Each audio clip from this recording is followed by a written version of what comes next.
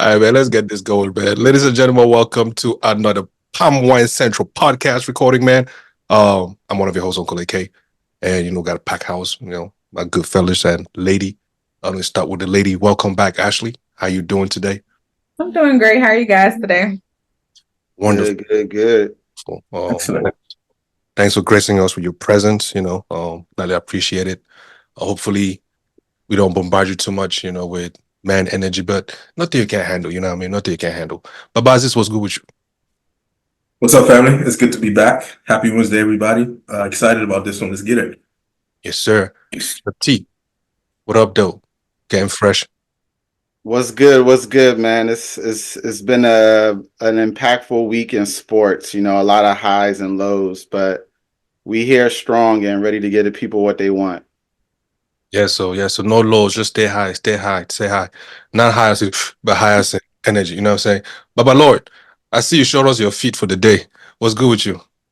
My feet. I didn't say your feet. I said your feet.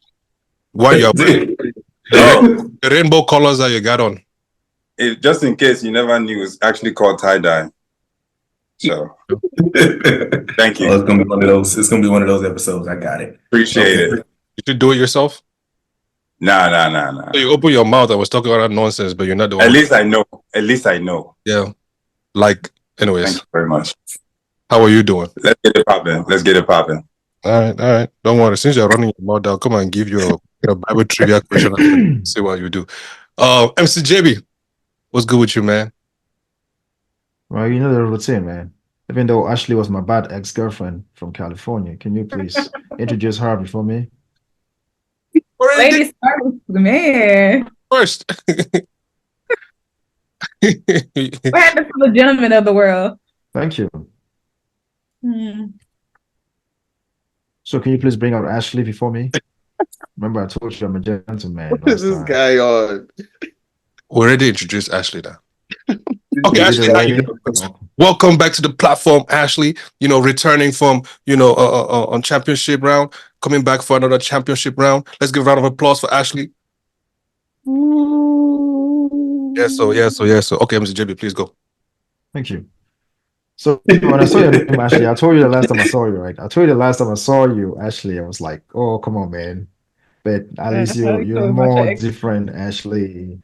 And I don't actually think you're going to be acting like my ex, Ashley, Anyway, it's Wednesday.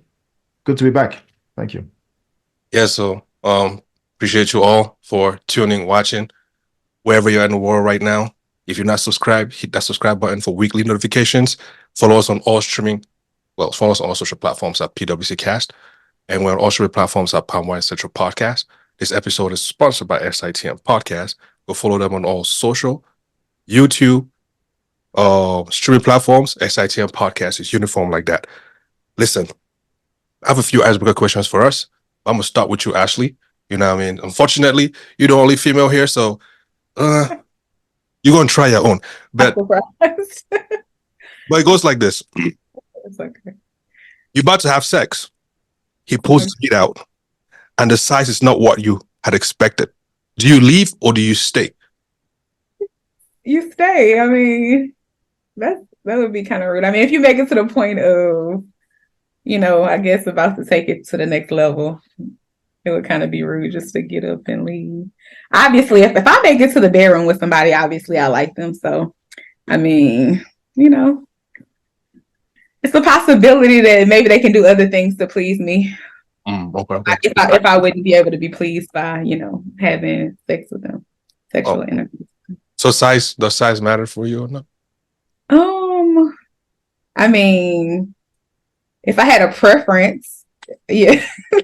I mean, you're a human being. You got choices, right? So if I had a preference, I mean, I'm 5'9". I'm a pretty tall, big girl. So yeah, size is I would prefer size. You're a tall lady. What do I mean? That your canal longer? Well, let's flip the question to somebody else. Don't be scared. Every canal is different, so she knows what she knows. Hey, I hear you. Okay. Gentlemen, this goes to Tayo and Lord. As a man, right? What can you offer to a woman so that she will not leave you for another man? Go ahead, Mr. Fresh. I mean, I would just say, I know most people probably think something material, but I would just say commitment. You know what I mean? Commitment that, I'm gonna be there in the times when she needs me, good or bad. Commitment to what we're building, commitment to, what we already got going on. You know what I'm saying? A lot of people just be bouncing from here and there. You know what I'm saying? I think over time, showing consistency and her seeing the work that's being put in, she will know that, if good fruits are coming from it, why are you leaving? Even if you try and be greedy, you eventually going to know, even if you do step out, that you probably made the wrong decision. So I'll say commitment. Shoot, time, loyalty, and a whole lot of good sex. Okay. Just curious, Aziz, what would you say to that question? What would I offer a woman so she wouldn't leave for another man? Another man, yeah. Versus, I'm going to wash her with the word of God, right? So she's going to have an identity that not only does she know who she is, she's going to know who she is, and she's not going to just run. She's going to like fly in life, right? Because once you have God, there's nothing that you can't do. There's a level of stability that's going to be there, right? You're not going to want for anything. You're going to know that your man got you. Character, right? You don't have to worry about what I'm doing and what I'm not doing. I say and do what I say and do. Integrity, respect, class. It's a lot of things, bro. Stability. The biggest thing is just teaching you how to love yourself in a way that you've never loved yourself before, so that you can be the best version of yourself. Okay. Dog, like, you shocked me with that one. I could have sworn you would have said something different. I ain't even gonna lie. Like what? Yeah, Like what? I think I'll giving us the classic answer of, hey man, if she's gonna leave, she's gonna leave regardless. Why I gotta offer? I thought that's what she was gonna say too. She's already with a kingdom man, so she decides to leave. It was probably best for her. Exactly. I mean, honestly, it's hard to leave. Yeah, it's hard to leave when it's really, really good. I haven't really had anybody leave with character, right? I've had people leave because they felt like the grass was greener, but then they always come back for sure. Okay. Back to you again, Ashley. Mr. JB, I see you over there. One second. How do you politely ask a guest to leave your house without telling them to leave? I'll say probably that I have somewhere to go, have something planned already, like, that I have to go to. I don't know. I'm kind of timid when it comes to things like that. So I'll probably say like, oh, I forgot I had something that I needed to do, All right, let me put it in this other way. Have you ever had a guy over, right? And for some reason, it wasn't the way you expected. It was something happened and you wanted this guy to leave your house. What is it that you did? Well, actually, yeah, tell us what is that he did and how you got him out the house. I know that never happened because it has happened before. So tell us, please.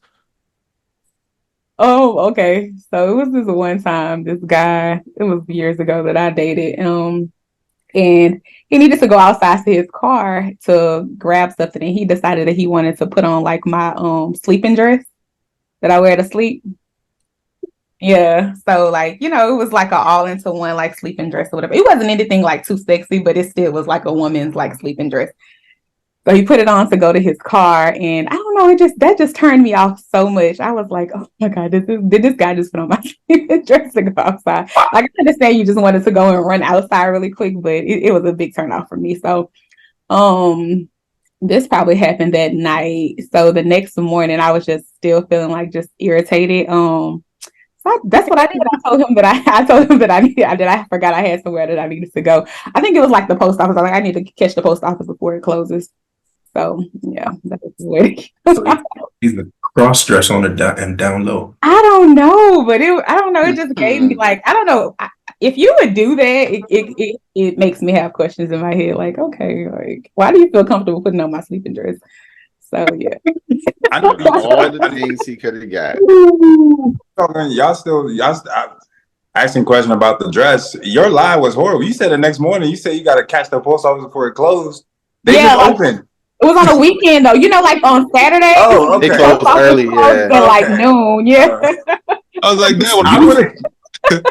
I would have been that mad. Like, nice what you talking about? They open till 5. No, it's a Saturday morning, so the post office closes at like noon. So yeah, that's right. You was even nice about it. You still let him spend the night. I would have got him out of there ASAP. Like, bro, you gotta go. I don't know. I'm just not rude like that. So where I wouldn't want to, like, I wouldn't want you to know that I was like fabricating my story. So I mean, I think that was something that could have possibly been believable. I don't like hurting people's feelings. So wait, that's fair.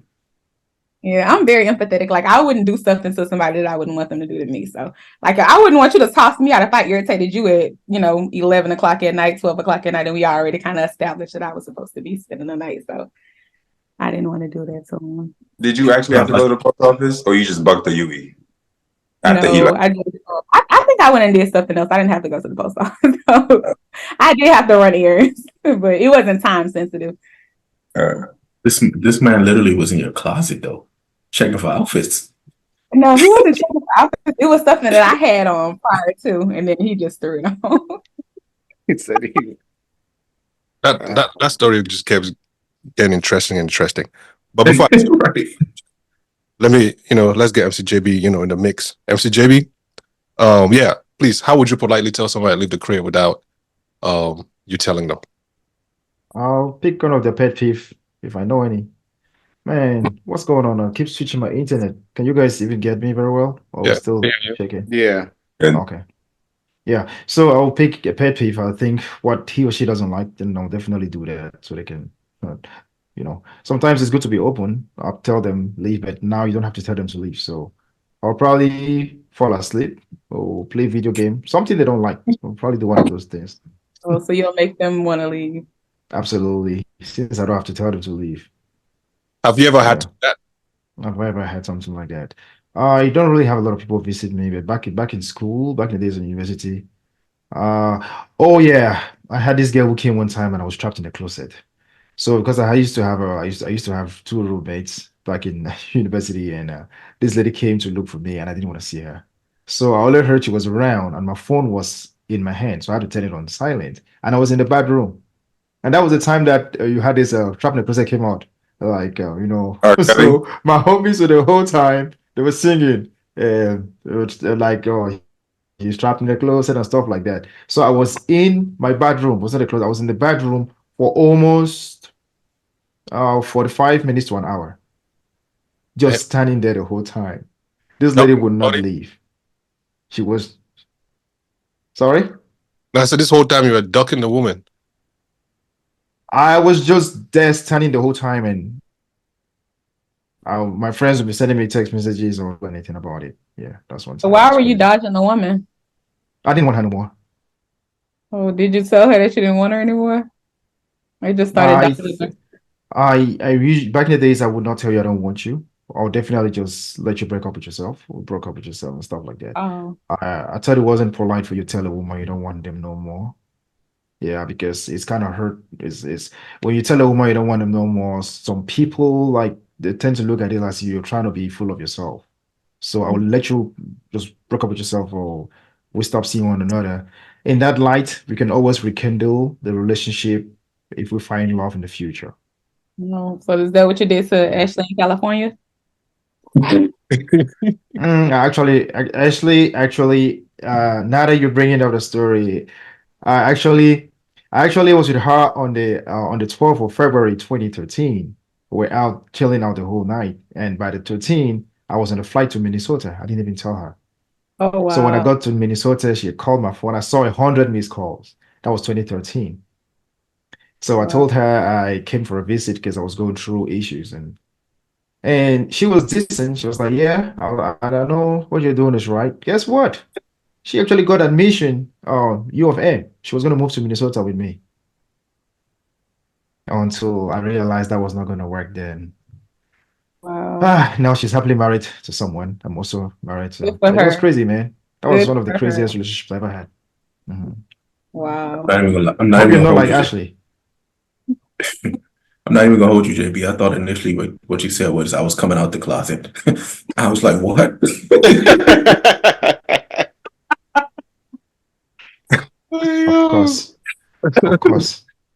Of course. What else? What else can get in your ears when it's JB?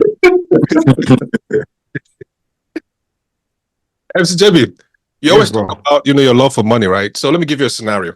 Your ex dies, you get a call from their power of attorney that your ex left you 2 billion in their will, but your current love has pride and doesn't want you to take that money. What would you do? My current is gonna become my ex. Very easy. Good man, good man, good man, good Even if man. it's your wife, Sorry? even if it's your wife. I told you guys last week that I got married to my wife because of money, so she will never deny that.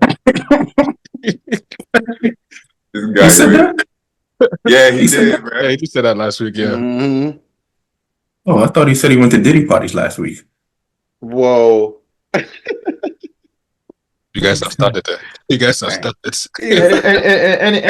Anyone looking at me and you don't know who's actually visiting to this party. Hey, yo. Mm. Hey, yo. Elaborate, sir. Elaborate. Okay, I'm not. I know, my love for women, and I'm not scared to say it. I say it all the time. I say it with my chest. I'm an African man, and I like women. So it's not about me sitting here and trying to act like I don't do that. I'm just in love with one woman right now. But if I had my way, it's like Mongo Park, I'll be married to multiple women. That's what I like about JB. He Hey. wraps the medicine. He wraps the medicine in the candy. He'll tell you he loves women, but he tells you, I'm in love with one woman. I like how you honor your wife on the low. I hope people be catching that.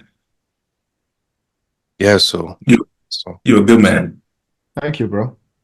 a good father to a dad Mm-hmm. who tries not to yell. But sometimes life has its own way of, bringing some things out of you. But that's besides the point, right? Ashley, what is essential for a man to understand about you as a woman? Me as a woman. And this a man that, or let's just say men, or a man that's interested in you. What is essential for him to understand about you? I think currently I'm in a phase in my life where you kind of have to go through God to get to me. I'm just like trying to focus on getting to the next, level in life. And honestly, like I feel like me being the age that I am now, I've experienced enough to know exactly what I want. So somebody who's stepping in me, you need to come healed. You need to know what you want. And you need to be God fearing and I'm trying to think of a way I want to put it. I don't want to sound hypocritical, like I'm just like. Are you celibate right now? What did you say? Are you celibate? I am. For how long? Probably about, I would say maybe about half a year. Oh, nice. Yeah, Almost like Dayo. Oh, really? I didn't know that about him. Really, Taya? What a coincidence. Yeah. Since December last year. Okay. I think Lord said the same thing too. Are you guys mixing the Nah, fact that don't mix Lord someone in there. Lord is No, he did. Lord He's is serious. out there. No, he's serious. He did say that. Since when? Hey, yo, we literally had the same conversation. I said I started before. You said you Yeah, he started when? before. Yeah, like December, early December. Oh, early December. So Okay. going into the new year, everybody just kind of wanted to start their journey. I thought all three of you guys except AK are all practicing that stuff. What's going on? Yeah. I Right? think it's that thing that as it's always been saying that broke boys should not be dated. Yeah. It might be that too. Yeah, but dating doesn't stop you from having sex. Yeah, I was about to say. I mean, Yeah. I mean, you said kissing doesn't stop you? Dating does not stop you from having sex. Dating. Dating doesn't stop you from having sex. It's a big difference, though. Which means you must not be dating, but you can definitely still be sexually active. I Yeah, agree. but there's nothing biblical about that, though. I think that's what Come she's on, trying to bro. say. Come on. Don't even go there, man. Don't everything about this is not about the Bible. Why do you always try to bring this? Last time I It's got always you about the Bible. but I brought you Bible questions you couldn't even answer. Now you're talking about the Bible. No, I just didn't answer. It's a big difference. Oh, oh, you just didn't want to answer. So where in your Bible do you find the word fornication? I don't know. Chapter 32. You don't even have that in your Bible. There's no fornication. It's adultery. It's adultery. So you're talking about the Bible. Let's talk with facts. Let's talk with facts, like right there. Our What father are you of talking faith. about? Our What father are you of talking faith, about?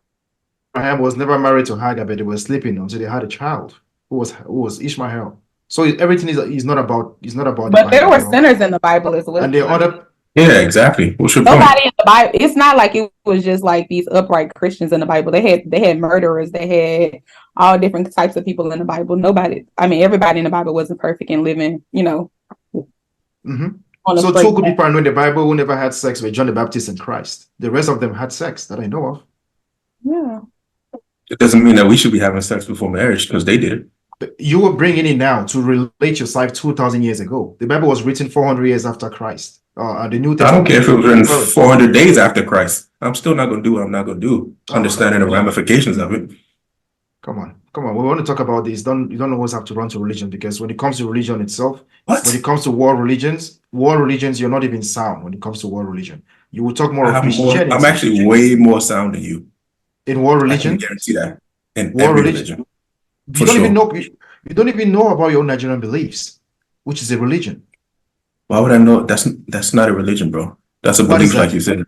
What It's is a that? It's belief, world like you said. religions. I said world religions, bro. It's a religion. I do not want to talk about cultural doctrine. There you go. That's your religion? Is that There your you go. religion? I know it. That's where I'm What is coming that? from. But what do you believe in? What I believe in, I believe in what I see. What I see is do good, avoid evil. Okay? I don't believe about you telling me to call one named Jesus, who was not even his real name, and you telling me that's a religion. We know. No, I'll start for you. His name was Yeshua. Continue. exactly. Yeah, because when we want to talk Now, about, what's okay, next? fornication, if you have not participated in having sex or whatsoever, that is all right. I tell you every day, Wednesday is for us to keep it real. You won't try to relate every little thing to the Bible, because Christians in the world, they don't make up 100% of those on earth. Majority of do you even know what's happening in the UK and Canada? They are burning down churches. They're shutting down churches. Everyone is becoming a pagan. Everyone is becoming a Scientologist. Your church is becoming very unpopular. So, are you a Scientologist? I am a believer. I believe in what I have heard, what I have read, what I have seen. I don't just You believe believe in like you. You're following. You You're believing in believe in theology, Yeshua? not theodicy. You Sorry? believe in Yeshua? You believe in Yeshua? I believe in Yeshua. Thank you. I believe in Yeshua. Then we're on the I same believe in page, bro. Jesus. I We're on believe the in same page, Jesus. I don't believe in no. If it's not because of Putin, the president of Russia, who actually opened the vault in Russia, then we saw the black Jesus, we would have still been stuck today on the white Jesus. So that right there tells me everything about your belief. You're believing Yes. about things that no, let me land. You're believing Go about ahead, things go ahead. that the last fact I want to give to you. Do you know what happened to the artifacts which were stolen from Ghana, which were the Ghanaians, gods and kings, that were returned to No, them, I JB. think 3 years ago? Do you know what No, happened to JB. it? No, JB. Tell Okay, me what cool, happened. cool. When the Europeans went to Ghana, they took off their gods, which were artifacts. They took them and brought them back to the UK. And now they have returned those things to Ghana for 3 years. And if Ghanaians behave themselves, they will extend it for the next 3 years. After that, they're going to the UK. So you come to my country, my continent, you take away my gods. And then you come and give me your own God and tell me to believe, and then you take my own gods and put in your museums. So your Christianity that you're talking about is because of money. It's all about money. It's not because of the God which you're worshiping. Why don't you just set that very straight? Because every time you talk about the Bible, when I come to the Bible, I realize that maybe you're scared to die. Because if you're happy to die, you will love to die, and you won't stop talking about God. Talk about life. Don't relate everything to God, bro. Do Christians upset you? I'm a Christian. Oh, okay. So we're on the same page, bro. I love you too. No, we are not. We are not. You are an ardent believer. You are an ardent believer. You believe because you're afraid. You don't believe because you know the word of the Lord. If you know the word of the Lord, you will love God. No, you actually don't know me. I'm not really afraid of anything, actually. And I'm not religious at all. I'm all about relationship. So You just I'm talk not about fornication. Yes, that's sin. So what is fornication in the Bible? Where do you show me fornication in the Bible? I'll tell you what it does. Ah, It creates confusion like you do. brother, it's in every adultery, aspect of a man. person's life. The Bible talks of adultery. I will not be, I'm not a black leg. The Bible talks of adultery, which is known as porneia. Okay? Adultery, just read the books, man. It's known as porneia, which is a woman selling themselves. Any man who ever sleeps with a woman in the Bible was never killed. The stone men and the stone women. Okay, the stone women, they were not killing men for sleeping with them. If you say you're going to marry that woman, she becomes yours. If a woman sleeps with a man, she was killed. Why? Because women and kids were never counted and they were never important back in the days. So when we want to talk about these things about sex and all these things, shift away from the Bible. Because the highest folks who had sex on earth were from the Bible, were in the Bible. Look at Solomon. Classic example of analysis paralysis and taking in way too much, right? Right. So you say a lot of things that sound good, but they're not sound all good. And the reality is that if people actually have real discernment, they can actually see right through what you're saying and see the confusion you speak with consistently. Okay, I've given you facts. What fact have you given to me? You've been giving I'll me give you any. one fact. What is it? If you fornicate, right, the things that God has for you, you're literally saying they're not worth having. Okay. So all 10,000 of the girls you talk about that you slept with before you married, right, are probably still soul ties somewhere if you haven't denounced those things. What does me denouncing those things got to do with Because your you talk globally and I want to talk personally. I want to talk about the person. I don't know about everything else you talk about because I don't listen to that garbage. I only know what I know. It's garbage. It's garbage because to you, when you don't use reason, all you do is use faith. Okay. But that's your reasoning. That's not reasoning. There's no wisdom behind it. That's your reasoning. Because you are using your faith. But there's no wisdom behind it. So how can it be reason? I just ask you a question to show me where there's a word fornication in the Bible. You can't even show me. And you're talking about it. So who is actually being factual?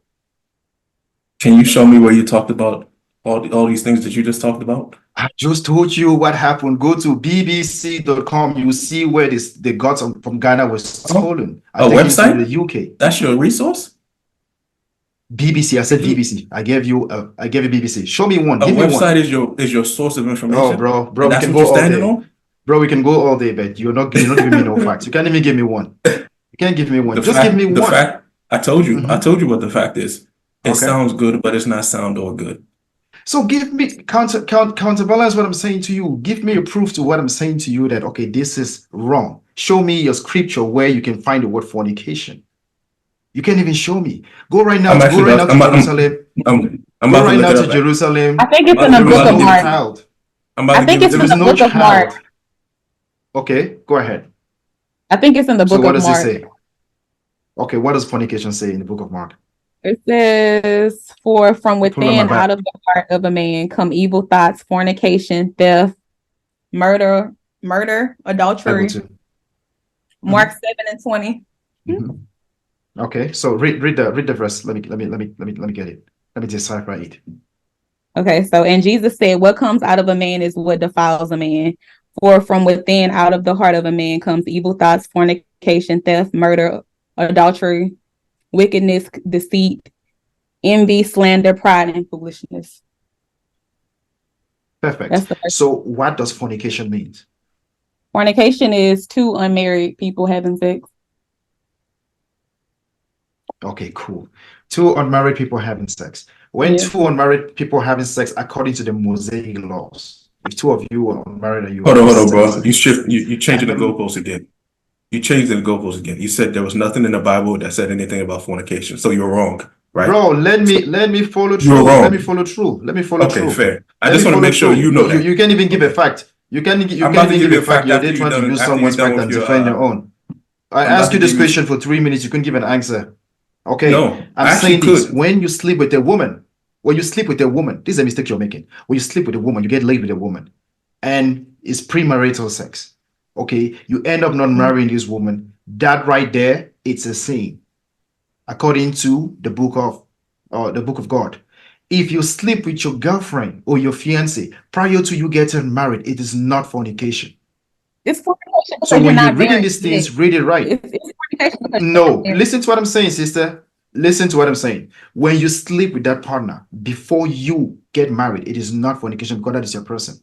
That is your own. That's the bone of your bone, the flesh of your flesh. Okay? If you sleep with a woman when you're married, you're married and you sleep with your mistress, that right there, she is committing adultery. Yeah. It is not fornication, right? Adultery and If fornication you end are up different things, though. You don't even know the adultery and difference between the fornication, two. that's what I'm telling. Oh, bro, Yeah, this lady adultery is even is more when two people are is more married. sound in God than you even. You talk about God, but you're not even sound. That's Okay, cool. this lady. That's cool. As long as you know that what you're saying is not sound or good. I want you to leave with that. What you're saying is not sound Okay, or I good. just No said wisdom it again. there. I'm telling Ashley again. I've Okay. mentioned fornication, I've mentioned adultery, and I've talked about marriage. When you're calling the word fornication in the Bible, how many people actually fornicated? They were telling you the Mosaic laws. That's what Moses wrote. When Christ came, did he talk about Mosaic laws? He said, no, you have two main laws: love your neighbor and love God. He didn't go telling you about 10 commandments, fornication, and all those things. Your pastors are using fornication in Africa to make you feel that you don't have to enjoy those things. Go to churches here in the US. You see the high school kids come in, boyfriend and girlfriends. They come and worship the Lord and they go back to their houses. They start having sex at young ages and they end up marrying one another. Is that fornication? It is not. It is.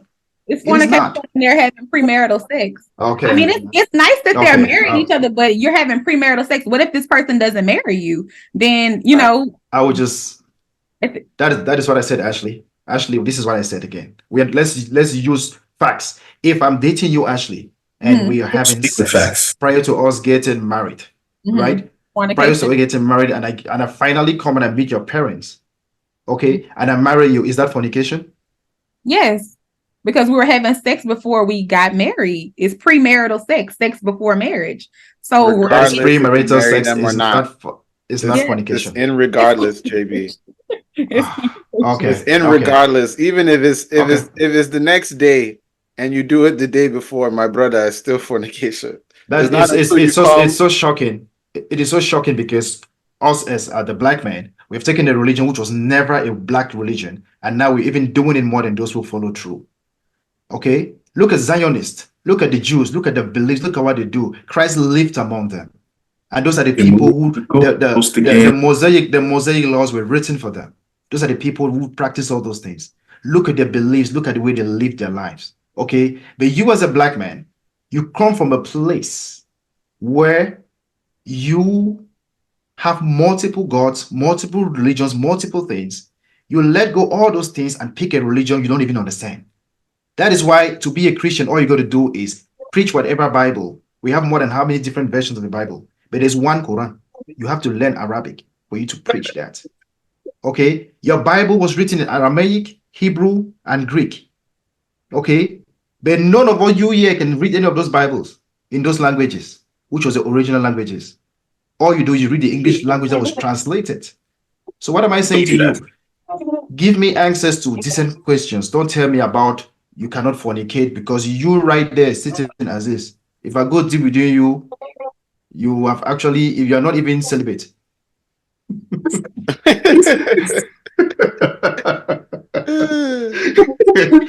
I will stop right there. You, I'll you stop right gave us there. the laws last week, JB. Oh my gosh, this Part two. before you wrap up, Bacon. Before you wrap up, bro. I just want to hear JV's take on this, right? Okay. So 1 Corinthians 6:9, right? Okay. It says, "Do you know the unrighteous will not inherit the kingdom of God?" Right? Emphasis on the unrighteous, right? Will not inherit the kingdom of God, right? Yeah. It says, "Do not be deceived by doctrine like yours," right? Okay. Neither fornicators, nor idolaters, nor adulterers, nor homosexuals, right? Right? So Mhm. that's clear in the word of God, right? Okay. But the emphasis I want to place is do not be deceived, right? And what you've allowed is so many portals that you're consistently deceived. You actually have too much information, right? Okay. And none of it is the truth. And I'm not saying that to be funny, bro. You're actually a very intelligent guy. But for people listening, right, it Mhm. sounds good. It's not sound all good though. You actually can confuse Mhm. people. You're not doing those things that you're talking about. You're actually happily married. You love your wife and your Mhm. kids. So people hearing it, they'll hear that and run with it. They'll say MCJB said this, but that's not what God is saying. And the word of God is the promises of God, and that's what we should be going to do. Okay. Are you Amen. done? Done, sir. I'm done. Okay. So when you're done thinking, you remember, John 3:16, right? Okay, good. So if you know, what does it say? For God so loved the world that he gave his only begotten Son, that whosoever believe in him shall not perish but have everlasting life.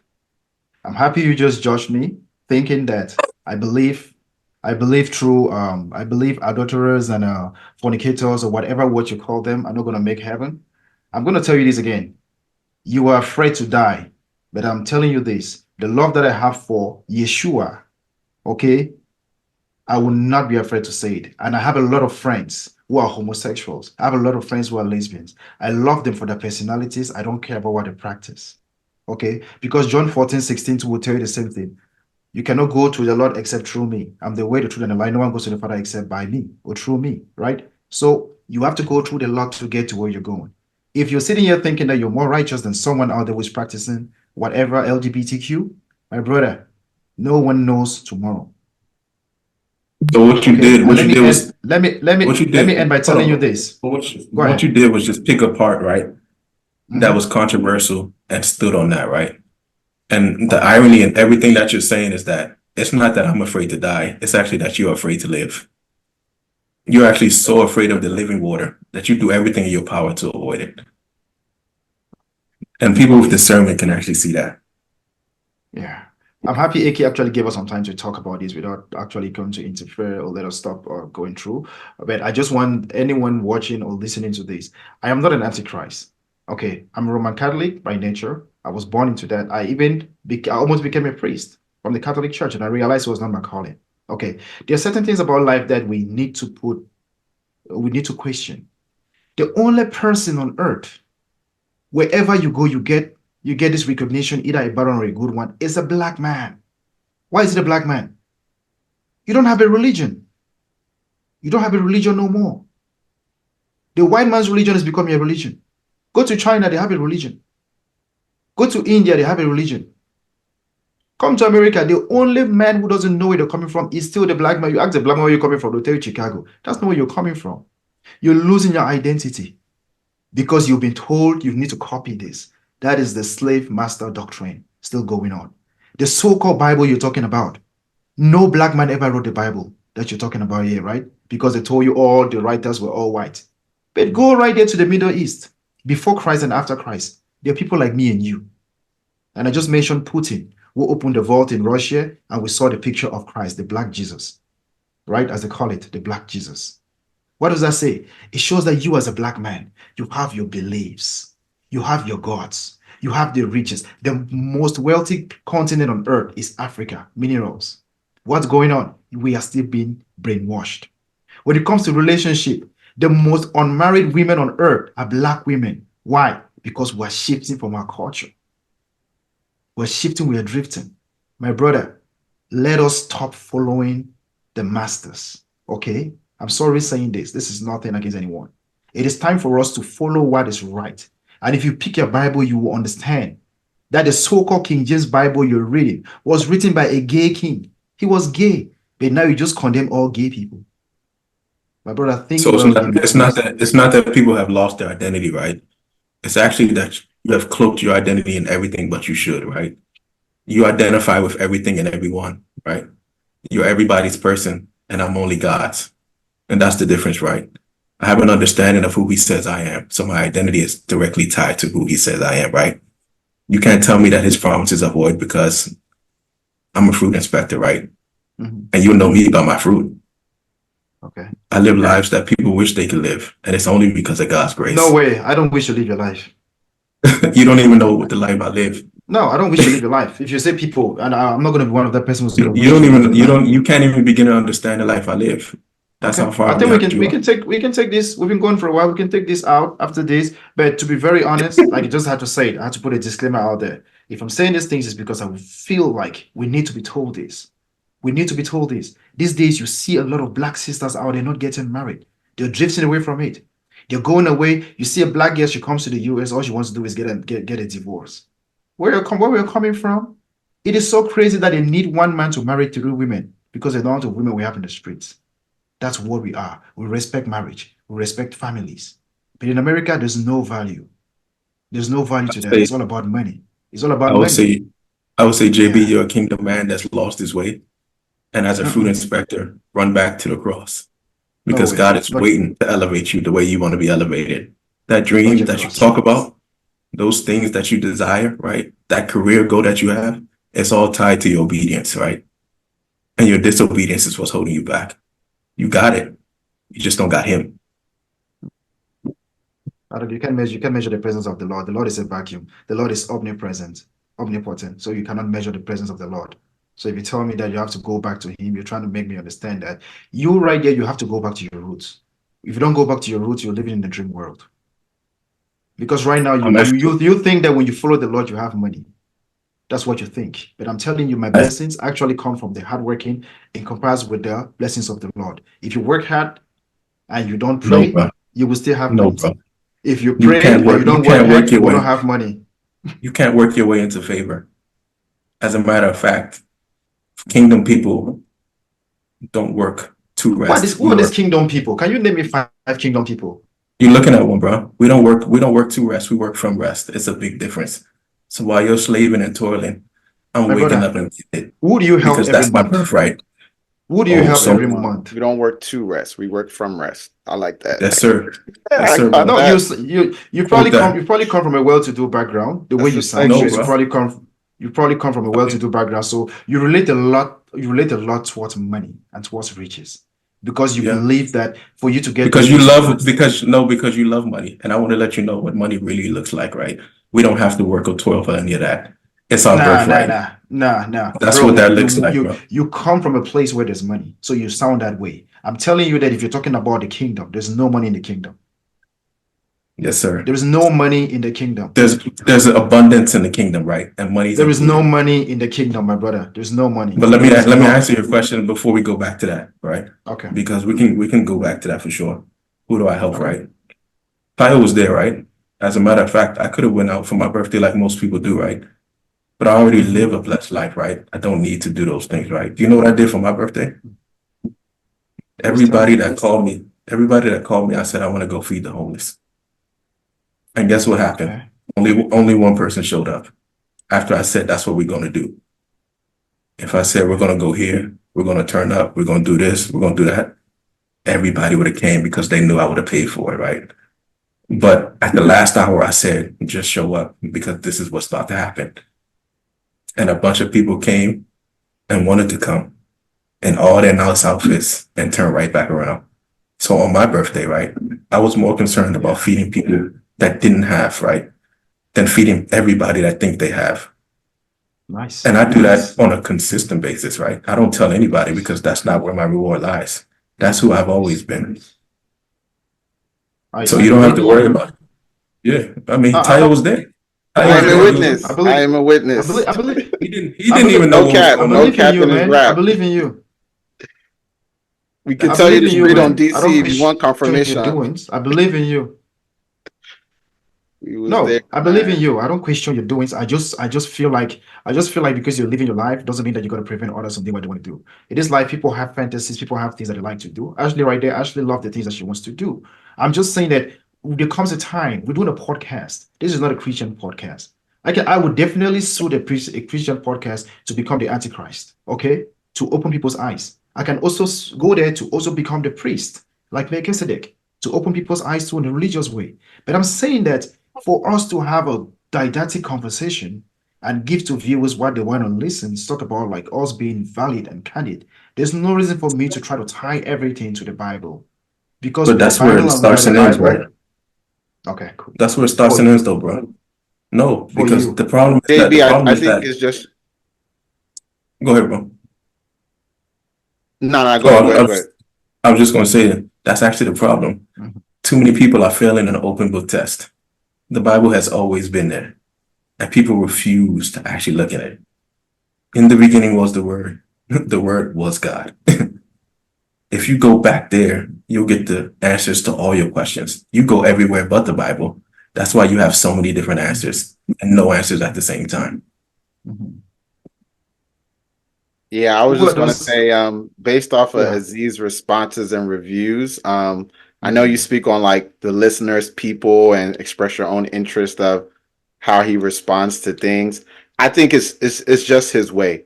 I don't think it's overbearing or how you just recently spoke of trying to push a narrative or this and that. I mean, me actually knowing him outside the podcast, this is who he is.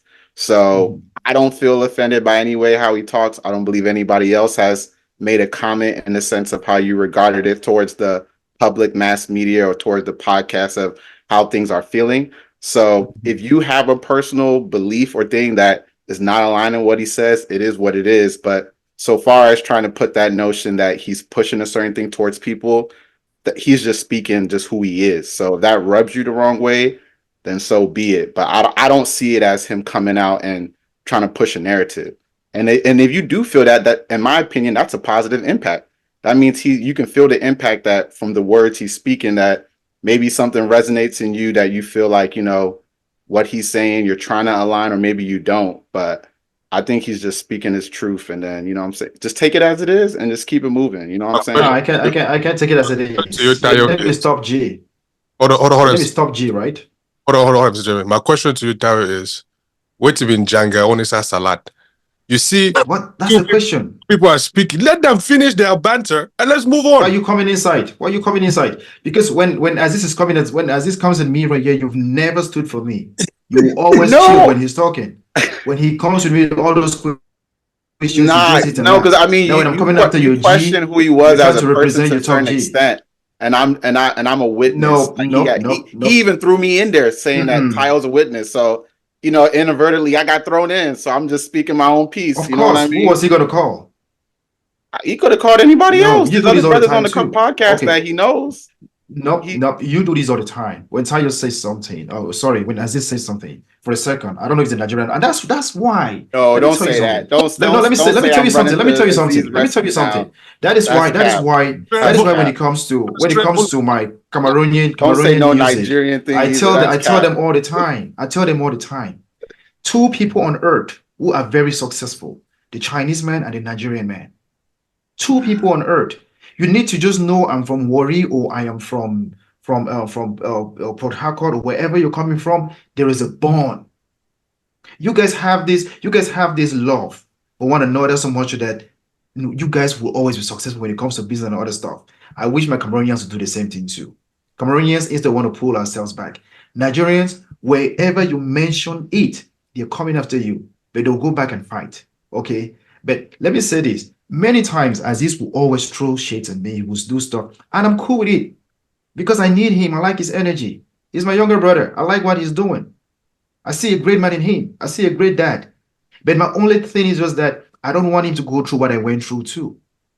Okay? I don't want him to go through this fate because I went through that fate crisis and no one actually held my hand.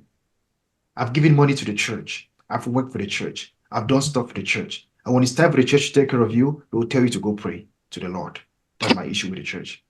So I don't want this dude to go through the same path. But one day, I will either be wrong or he will be right. Yeah. I love that, bro. Because I'll leave you with this, right? I've never seen the righteous forsaken or their children begging for bread. And it's not going to start with me. He told me he was going to do exceedingly abundantly more in my life. And that's what he's been doing. He told me I was the head and not the tail, above, not beneath, a lender and not a borrower. And that's exactly what he's been doing.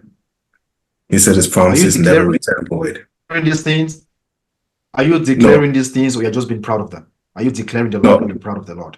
I'm actually doing both. I'm boasting about Jesus and I'm saying this is what you're looking at. Now Tayo will not say anything. Not Do you have to be proud as a literally Christian? reciting the word, bro. Those Do are you have to be proud scriptures. as a Christian? He's Do you saying have to be proud as a scriptures, bro. Christian? These He's are not coming promises from from thin God. air. These are verses Yeah, in the these are Bible. promises. Hold on, These let me are ask you guys verses. this, When you man. finish saying all, Hold on. okay, You go guys ahead. answering for so long, man. Let me switch up a little bit like this. Same along the same lines. Do you guys have an issue with pastors living a rich and lavish lifestyle? I don't. Why? No, Lord, please say No. something. Lord, please say something. You're Cameroonian. I'm gonna keep it simple. No. no. Do I have a problem with the pastor living a rich and lavish life? If I'm not living anywhere near close, if I'm hungry and I'm always there giving money to the church, and then he drives past my house and throws dust on me and throws the bone outside, yes, I have a problem with that shit. Like, nah, man. My people, the people that serve me, I need to serve them. So it's like, and if I'm a pastor, the food drives will not be just once a month, like especially if that's something that's necessary. Clothing, like every single week, it's gonna be something of that sort. Especially if I know that bread is there. Like, nah, man. But the Nah. food drive, Lord, is that for the people of the church, or is that not for the community? It's for the people of the church specifically. And if the people of the community sees what the people of the church are getting, then the more congregation will come, especially when they reap the benefits of them being members. I mean, Just personally speaking, like I've been to food drives, so in my own opinion or explanation, when we have food drives as a church, we're doing it for the community. So we don't have people from the church come in and we say we got all this food, and people from the church are already coming to give food knowing that they're already coming from a position that they have.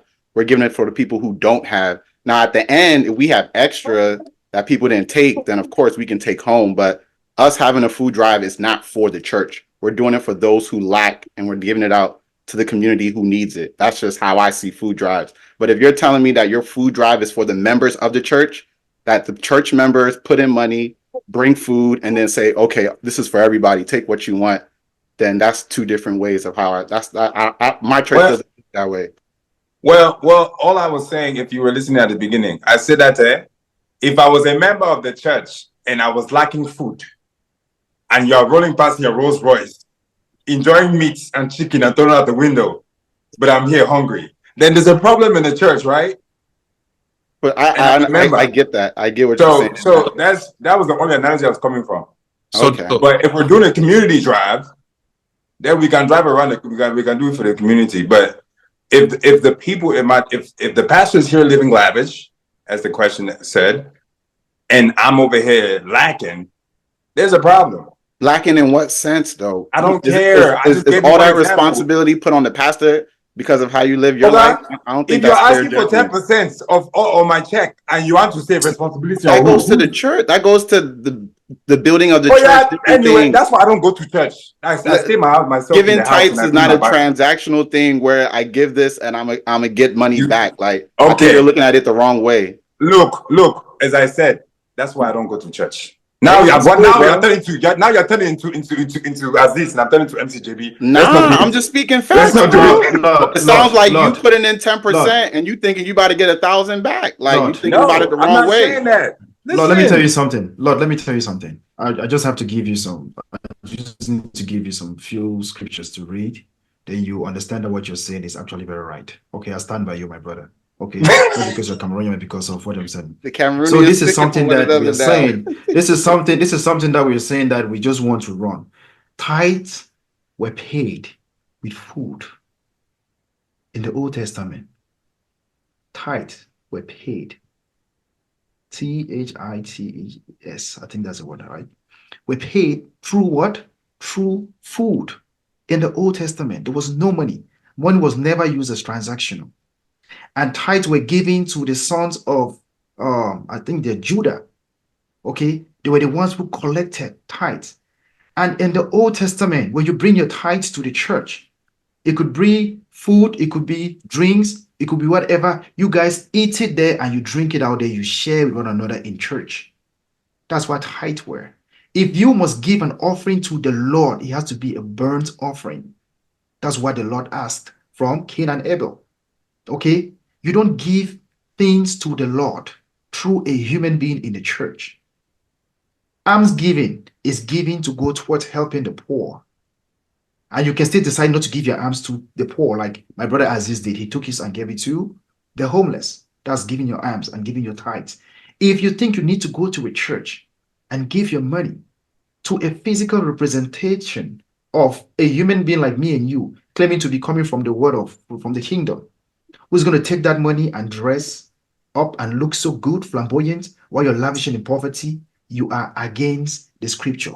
And the same scripture still tells you that whoever gives a tithe to the wrong person is not going to make heaven. I will look for that. I will look for that scripture and send to you. Okay? If you're paying tithe to the wrong person, and tithing is a Jewish doctrine. Where did you, Tayo from Nigeria, come up with from giving tithes to people? Or you, Aziz? Right. Where did you come from giving tithes to people? It is not your doctrine. It is not your religion. You're doing it because it has been transcended over to you from your grandparents, great-grandparents over to you right now until you now we think we are brainwashed. No.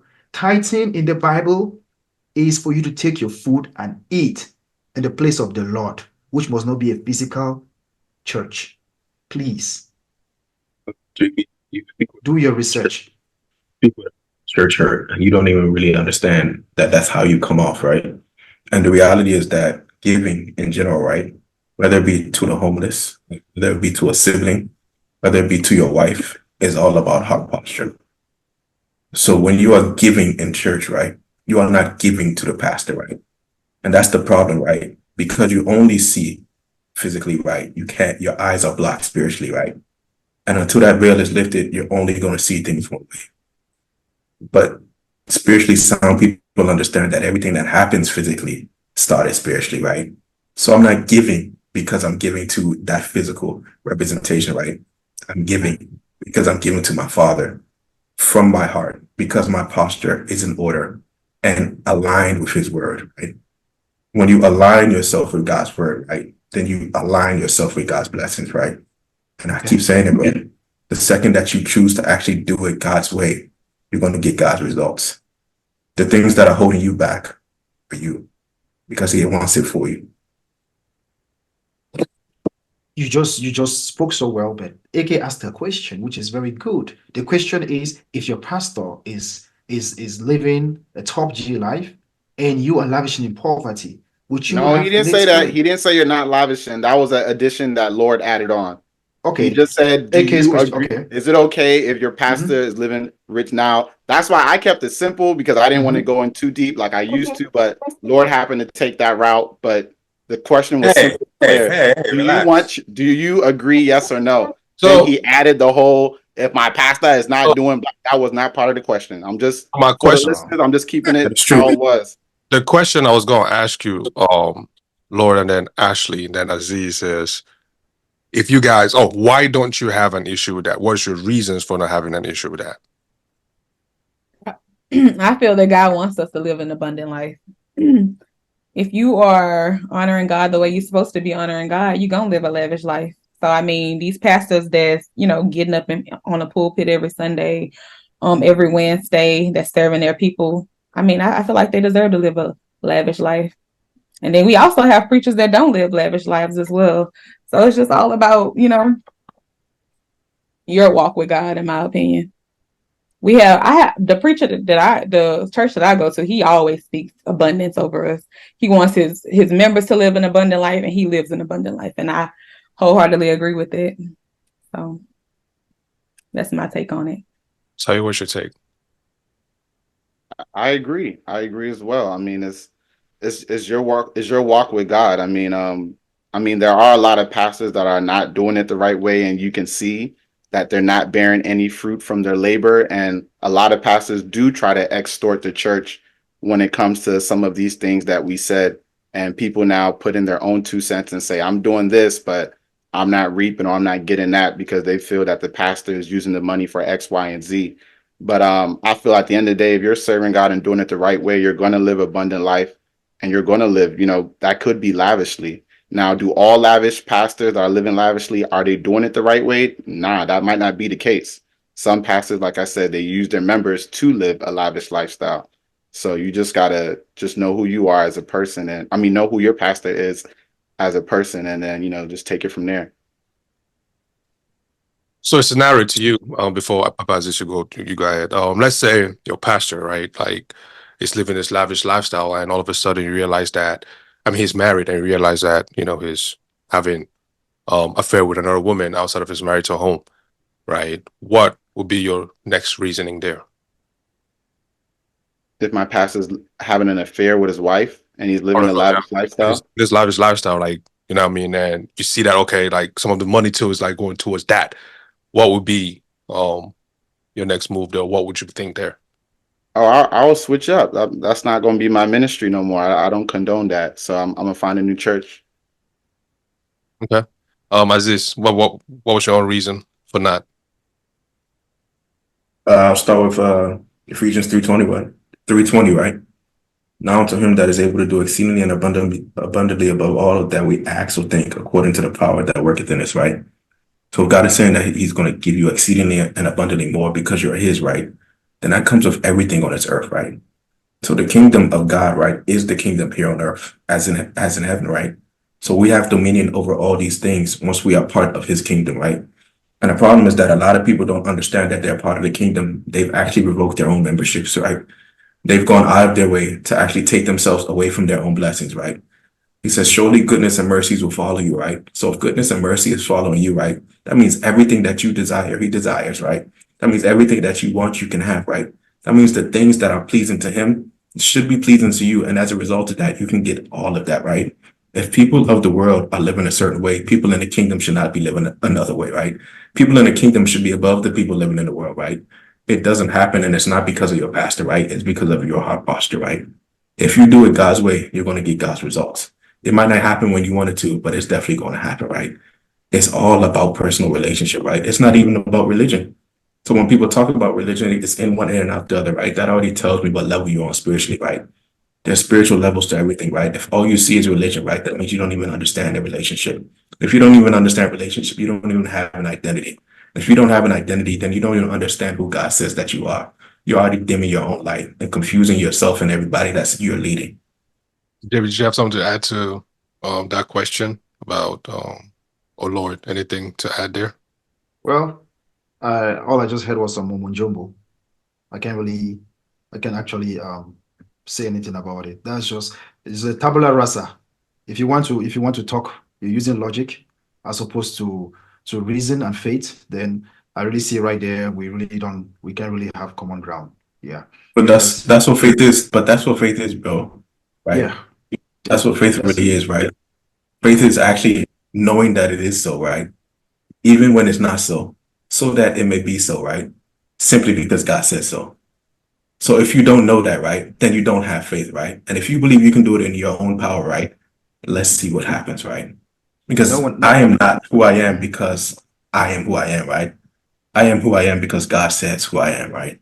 There's a big difference. There's things that you can't do without him, right? Okay. As a matter of fact, the people that you see doing extraordinary things, even if they don't know it, God's hand is all over it. You can move mountains when God is in your corner. Ashley, Yes. if you sit in your room tonight and you pray to the Lord for a man, is a man going to appear in your room? Maybe not right then and there, but eventually. Okay, cool. So what happened to your faith? Would you keep sitting in that room and praying for a man to come? Yeah, I would. Okay. Because I believe eventually. I feel like Okay. what you pray for, if you believe that God is gonna do it for you, then it's gonna happen. Regardless if it's today, tomorrow, 10 years from now. Okay. So I believe that if God doesn't give it to me right then and there, I'm not ready for it right now.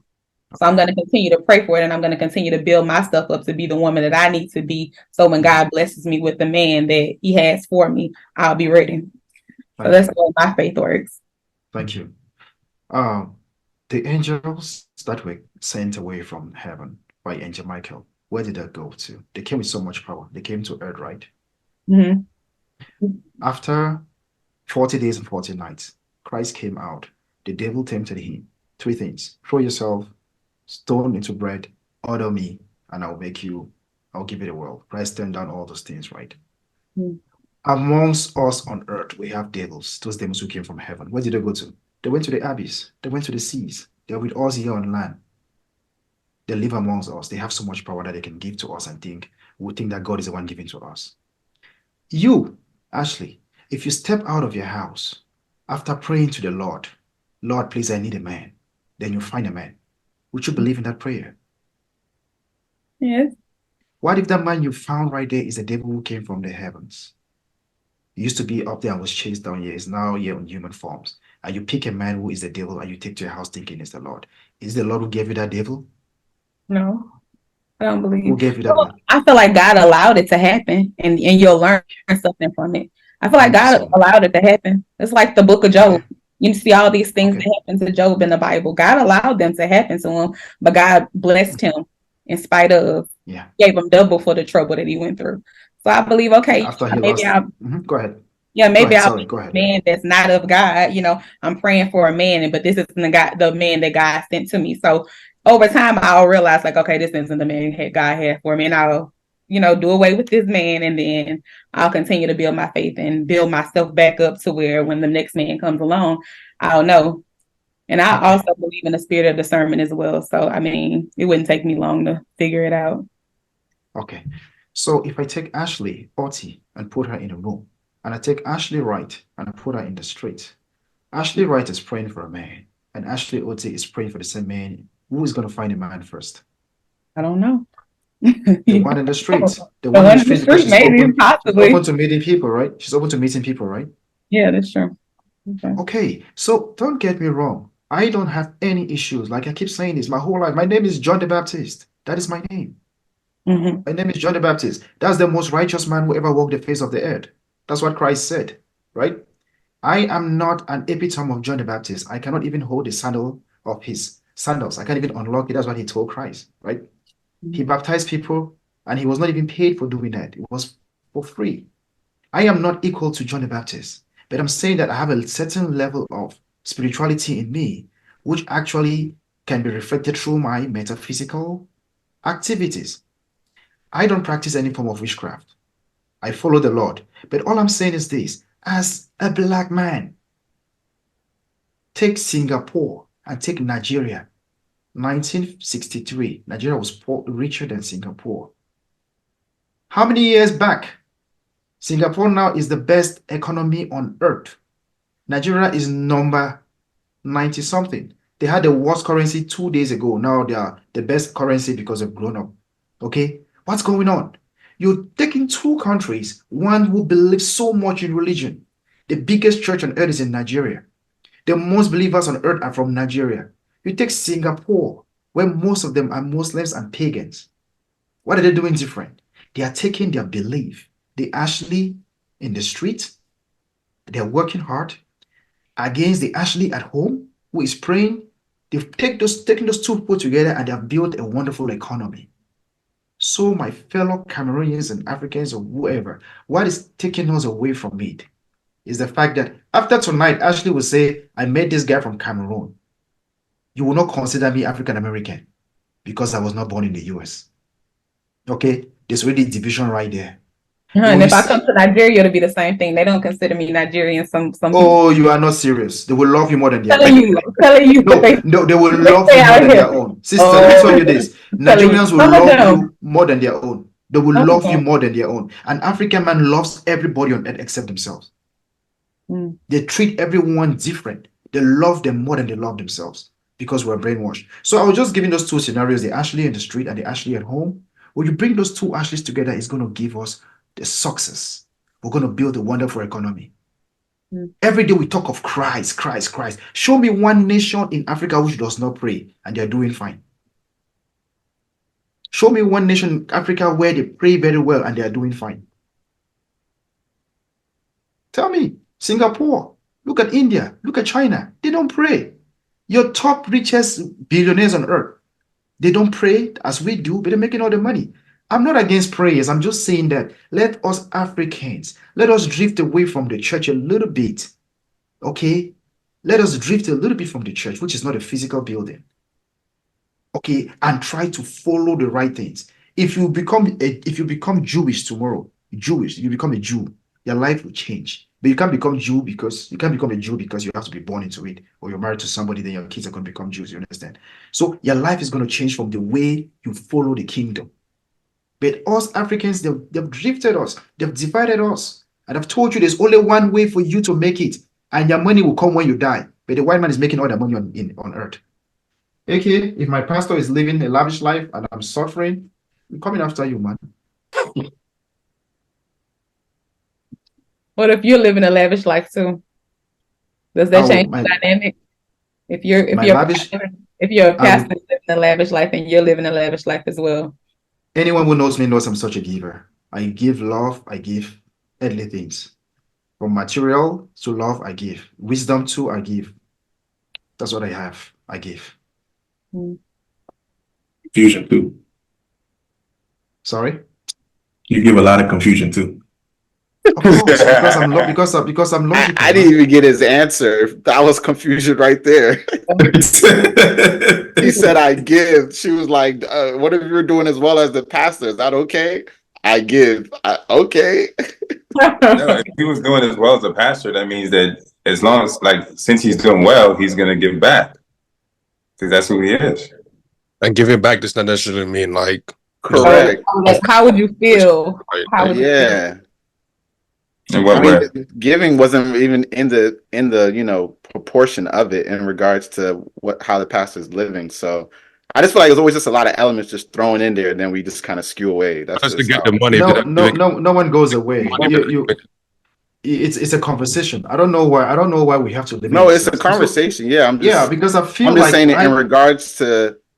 I mean, I'm not saying everything is black and white. But I'm just saying, I'm not in a box, man. I'm not in a box. No, we already know that. I know you that from the beginning. I go everywhere. That's how I am. I go everywhere. Some questions are not yes and no. I get it. I get it. Because I'm really not obliged to saying yes or no, because that's what they want you to say. They want you to say yes or no, but there's an option which is maybe.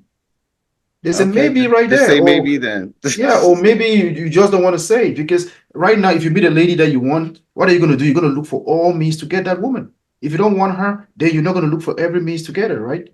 So when you ask me a question, if I want to answer a question, I will tell you what I feel about it. Because my whole life, things have been taken away from me. So I don't trust anyone. If I got to give you things, I give you things from where I'm coming from. I don't trust no one. So I can't just stand here and tell you. Nobody's trying to rob you here, though, bro. Just let you know. Nobody trying to rob you. No, it's not you, my brother. It's about what you've done to us. And I'm saying, because when you believe about where you're coming from your Yoruba land, when a child is born and the child keeps coming and dying and doing all those things, they put a mark on your face just to make sure that you come back, they can tell who you're coming from. Okay? So Africans believe in reincarnation. Is there reincarnation in the Bible? Okay. So there are certain things that I, as an African man, from what I have seen, I was fortunate to be my great-grandmother. She taught me all those things. She would tell me about witches and wizards, and at the end of the night, we're going to pray before we sleep. But I know of two things. There is good and there is evil. And you have to give for you to receive. Okay? And if you keep giving without receiving, there's a question with it. You can't go to church and you keep giving every time. The church doesn't give to you. I know of people that when they came to the US, the church actually helped them out, got them a house, got them places to. And these are white churches. My black churches, they will take from you till you go bankrupt. I think you hinted on something that was very important, JB. My fault, AK. You said you don't trust anybody, right? Yeah. And that's a deep statement, right? Because you're actually married. You're actually married, right? No, if you don't trust. That sense. You love my wife so much. You love my wife. Not in that sense. Should I bring her? Should I bring her on this platform so you can see her? Definitely. I'll bring her when you get a girlfriend. When you get a girlfriend, I'll bring my wife. She'll sit next to me. I can say all these things, okay? Definitely. Because if you follow the Bible, like you said, man and woman become one. So my wife is already one with me. Yeah, okay. Okay, over Go ahead, bro. I was going to say that the trust in that sense is more of, like he mentioned, that as an African, they've always been taking from us. You know what I mean? It's not personal between like people like you and me here and all that stuff. So that's yeah. But in that same sense, since we're talking about man, woman, let me ask you guys this. And as this, please, you can take this one first, and then actually just reverse the question. As a man, if you can attract a woman with your wallet, right? Oh, wait, as a man, if you cannot attract women without showing off your wallet, you must likely never find a woman who loves you genuinely. Do you think that's true? So I think it's a lot that comes with love, right? And part of love as a man, right, to a woman is actually protection and provision. So you might not necessarily have to lead with your wallet, right? But your wallet better come out, and you better have the means actually to take on this responsibility that you vowed under God to protect. Yeah. Ashley, what do you think? I agree wholeheartedly. No, honestly, I mean, you shouldn't have to lead with your wallet, of course. I mean, but if you're courting a lady, of course, it's things that you're gonna have to pay for. If you're taking me out on a date, of course, you're having to pay for a date. If you're it's a lot of things that come from money that, when you're courting a woman. So I'll say that. So I mean, not necessarily leading with money, but or your wallet, but of course, like, that comes into play. So Baba Lord, what do you think? I mean, yeah, money is important. It's the route to, like, to getting to executing a decent date. It's not everything. I mean, down the line, as you guys get to know each other and you have more trust and you guys spend more time together, of course, expenses are going to come through, and and it's gonna the wallet's gonna have to show its face. It doesn't matter if it's Coach, Gucci, or if it's just the plastic bag. Money, not money. Money's money. So, but at the end of the day, that's how you know who the real one is. If your lady doesn't really press you about money, or or if the dude isn't really out here too flashy with the money, then it's like they value your personal, the personal relationship in between each other, and that's what matters the most. And that's how you guys grow, because the money is always, I mean, it's going to be a factor. It's going to be in between every decision, but it shouldn't be the main foundation. Because niggas go broke any day. These are facts. And to me, money is a byproduct of success, right? So money is not who I am. Money is what I make because I'm successful, right? And the bigger picture is that whoever meets me understands that part, right? The person I end up with is not going to be with me because of what I earn, right? They're going to be with me because who I am and what I stand for, to whom I belong to, right? All of those other things come with that, right? They come with the kingdom package that I've been talking about. Okay. Tayo. Wait, sorry. Just going back to a previous question I'm having. I was going to ask you, are you going to do a traditional wedding? Yes. I know you do a white wedding. I might not. I'm not sure. I'm kind of 50-50 on it. Okay. So being so rooted in your faith, why would you not do the religious wedding, but you do the traditional one? The traditional one is still religious in a sense. I mean, because the white wedding. I feel like the white wedding is a show. Like, if you're still getting, if you're still getting married, let's say for instance, like the court, you're doing that in front of a man of God, this and that.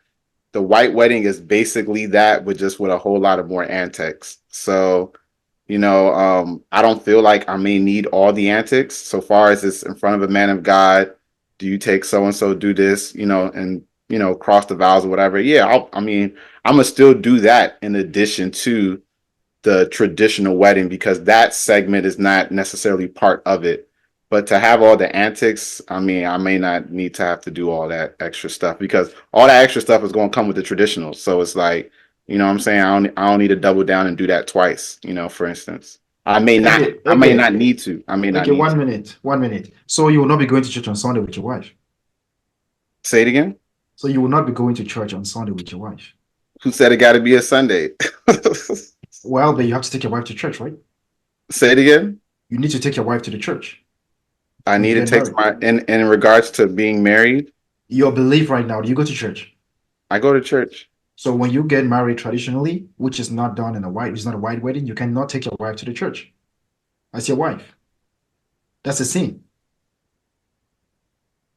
Say that again. Oh my God. If you get married through your Nigerian traditional wedding and you don't go to a church, right? Right now, you probably go to church on Sundays, Wednesdays, whatever you go to. But when you go and you get married to your woman from Nigeria and you bring her here through the law, you cannot take that woman to the church as your wife. Do you know that? Yeah, so what I was basically saying, I'm saying that I didn't say I couldn't get married in the church. I just said when he said white wedding, I'm speaking of guests and all those people around. It can be private, where it's just me, her, and the No, pastor. he's not in his head. He's not in his head. There are three kinds of marriages: Okay. traditional, white wedding, judiciary. Three. That's what I said, religious, right? When I said white, it was not necessarily the whole, 9 yards where you go invite people and all that stuff. You know what I mean? It's just having it blessed by a pastor. Oh yeah, for sure. Oh, I'm gonna do that then. Yeah. Cool. Okay, I thought you meant with the whole theatrics and all that stuff added. Yeah, I'll do that for sure. Don't worry. I heard you when you said as long as the man of God is in front. Yeah, I heard that. Okay, yeah. So that part I was talking about is in relation to the church. Yes, that's what I meant. As is, you do a traditional wedding? Say that again, bro. You do a traditional wedding? I'm gonna do whatever my wife wants. My job is to make sure her dreams come true. So whatever she's been dreaming since she's been a girl, I'm gonna make it happen. Yes, man. Your questions are complicated, man. Dog. That's the truth, bro. You have the African belief in you, right? Kinda. I mean, I'm not the most cultured guy, if you can't tell. Yeah. You're not lying about that. So some of the traditional stuff, it may go over his head, Big time. To be backing. Did it make you backup singer? Sorry. And let that man speak his mind, man. He's telling the truth. It's cool. I get what he's saying when he say he's not the most traditional. So certain questions, the way how it may hit an African man, how you guys speak, I'm an African man. Aziz might not see himself as an African man like that. So certain things, it does not relate how an African man. If you say traditional, a typical African man will say 100%. I'm having traditional. For Aziz, ain't nobody question like that. He knows that. You know what I'm saying? He's not coming from that origin of African man. Are you hearing when people are talking to you, or do you just... Oh, I was still going off. I didn't know you were talking. My bad. Go ahead. I'm just simply saying that let the man speak. You're not his mouthpiece. I was going somewhere with that. You just jump in and then you're saying all this other stuff. Nobody asked you. Let us drive somewhere to understand something. When you got it, turn, then you can talk about whatever it is you need to talk about for your own self.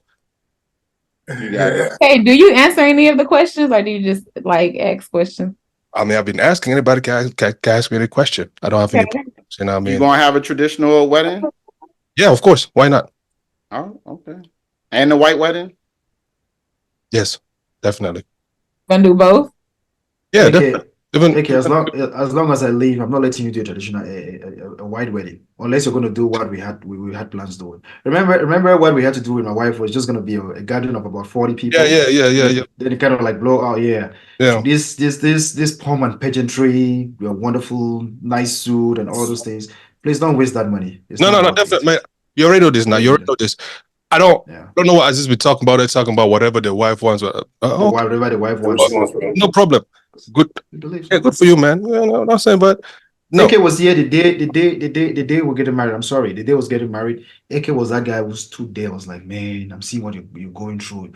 The day we were going to the hall for the celebration, I was with this dude walking around and picking up Hennessy's around, just because we were trying to please our guest. We even went and brought some. They came at a time where he had to run home to go get about some more Hennessy. They did not even make it into the hall, because the guests that were outside of the hall were almost more than those who were inside the hall. That's the amount of people that came to the wedding. They didn't even make it into the hall. You understand? After that, I went back home. I was like, wait a minute. This amount of money that we spent, this should have gone towards maybe a down payment or something. Because this dude saw it. So I'm sure he came up with something. Because as an African man, we want Cameroonian men. Let me stick to it. Cameroonian men. We want to please everybody with food and drinks. So much so that a friend from Cameroon will call me and tell me, my friend has a birthday tomorrow. Please send me money to go and celebrate my friend. When did that become a thing? When did it become a thing that you have to go celebrate someone's birthday and that you give you money to go spend with them? So I was just trying to say that when we misrepresent what marriage is, you're going to end up spending so much money for the wrong reason. So being married 7 years ago, if I have to marry today, I will not spend half of the money I spend then. Okay, over to you. So the variable for me, right, is you just don't know who I'm marrying, right? So I might marry a person that needs all that, right? And that's cool, right? But I might marry a person that doesn't need any of that, right? If you were paying attention, I said whatever my wife wants, right? The wedding isn't for me, right? I've already found favor in my wife. The wedding is for her, right? But it doesn't necessarily mean that she's going to go out of her way, right, to spend money that she doesn't have to, right? She actually might be just like me, right? She just might be, it doesn't even matter. I just want you, let's go do a court thing. Who knows? There's Oh, as three, this I was rhetorical. As this I was three different rhetorical. things you said in what you said, but I Yes. got you though. Yeah. I hear you. I I hear was you. rhetorical. I was Right, rhetorical. I wasn't talking to you. I was just rhetorical. Yeah, I know, bro. I'm just saying that there are different people and people see things way differently, right? And just because that's my stance, right, doesn't necessarily mean that she's going to go out of her way to break the bank. She actually might be just like me. Or she might just go out of the way and break the bank. And if that's the case, if that's what she dreamt since she was a child, then we're gonna do that too. It's her day. I'm gonna give it to her. For sure. Not taking anything from anybody's saying, I mean, we all here chipping in ideas and, things like that. So I hope, everybody sees it that way, especially the listeners. If you don't see it that way, hey, the comment section is always there, man. Comment away. Love things like that. all the women can attest to, wanting a man like that. I mean, because Thank there are different kind of women. There are women that, may be at a stage in their life to where they're, wanting to buy a house or, would prefer to travel. And then, depending on where you are in life, you might do want that dream wedding. So that you dreamed of when you were a little girl. So, I mean. I honestly think that every woman has dreamt about her wedding at some point. Sure. And I'm not gonna be the one that's gonna take that away from you. I'm actually gonna be the one that make it happen. I think that's what every man should want to be. That's what JB said he did indirectly. Even though he regrets it, he still did it. Exactly. Who cares if you were picking up bottles after you made your wife's day? You made her happy, right? And that's why she chose. The wife that I got married to, we both spent towards that day. My woman I told you, my woman is not the kind of woman who wants to sit for you to give her things. No, she's a go-getter. Okay, so you bringing something to the table is going to add up to that. And I say this all the time. Before I got married, I was multiple dating. I was multiple different ladies. So for me, getting married to my wife was because I saw she had what others didn't have. Okay, my wife told me, we planned the budget and everything. She told me, you're bringing this and I'm bringing this. I was not under the knife to bring this amount of money. I was just a man who wanted to please my folks. Like I got to buy the amount of drinks. Every payday, I sent her money to buy drinks. Every payday, she would go get these drinks. Get these ones. When they were enough, she told me, sweetheart, these drinks are enough. When I got there, AK told me these drinks would not even do anything. AK myself started buying more drinks. So that was me going out of my way to please my guest. And that's what I'm saying. That as a Cameroonian man, I'm not doing that no more. I'm not pleasing no one no more. That's your job. My wife told me when to stop. My wife told me when to stop, but I didn't listen.